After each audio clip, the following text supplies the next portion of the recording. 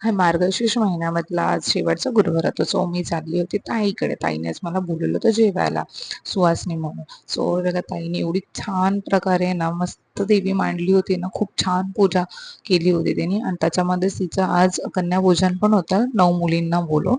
So मग ती तिथे पूजा करत होती आणि ही अन्वी पण तिला मस्तपैकी जसं ती करत होती तसं सेम टू सेम ती करत होती.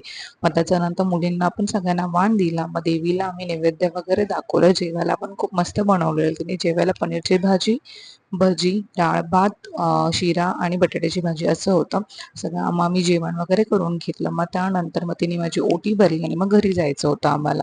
आणि मार्गशीर्ष महिन्यातला शेवटचा गुरुवार होता. तर मग डायरेक्ट ऑफिसवरून आली होती म्हणून मग काही साडी वगैरे घालून नव्हती आली. तसंच मग ड्रेसवरती मी ओटी वगैरे करून घेतलं. मग त्याच्यानंतर मग अनुनी माऊला बाय बाय केलं. मग आम्ही निघालो घरी जायला. मग जिजू आम्हाला घरी सोडत होते. सो तुम्हाला व्हिडिओ कसा आवडला नक्की सांगा. भेटूया नेक्स्ट ब्लॉगमध्ये. बाय.